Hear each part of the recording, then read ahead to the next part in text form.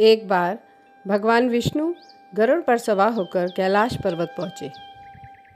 द्वार पर गरुड़ को छोड़कर वे भगवान शिव से मिलने अंदर चले गए। गरुड़ वहाँ की अपूर्व प्राकृतिक छटा को देखकर मंत्रमुग्ध हो रहे थे कि तभी उनकी दृष्टि एक छोटी सी मगर बेहद सुंदर चिड़िया पर पड़ी। उस चिड़िया की मोहक छवि ने गरुड़ का मन मोह लिया। वे सोचने लगे कि इतनी नन्ही और सुंदर जीवन शक्ति से भरी यह चिड़िया कितनी सुखी होगी। परंतु उसी वक्त कैलाश पर यमदेव का आगमन हुआ। गरुड़ ने देखा कि यमदेव ने आते ही उस चिड़िया को आश्चर्य भरी दृष्टि से देखा। अब गरुड़ के मन में शंका जागी। वह सोचने लगे कि क्या इस नन्ही चिड़िया की मृत्यु समीप है। गरुड़ को उस नन्ही चिड़िया पर दया आ गई।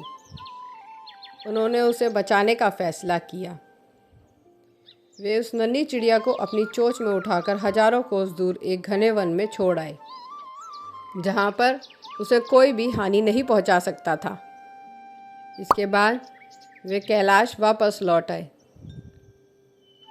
कुछ देर बाद जब यमदेव बाहर आए तो गरुड़ ने उनसे प्रश्न किया, हे यमदेव, आपने उस चिड़िया को इतनी विस्मय भरी दृष्टि से क्यों देखा था?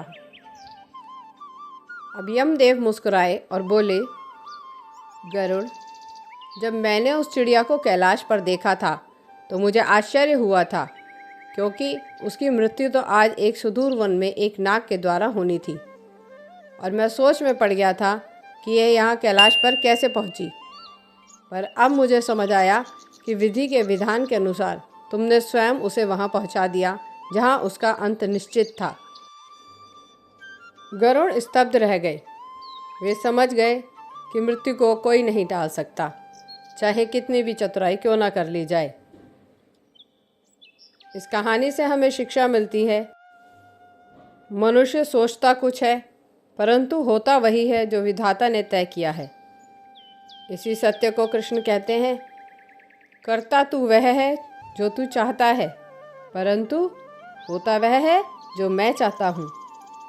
कर तू वह जो मैं चाहता हूँ, फिर होगा वही जो तू चाहता है।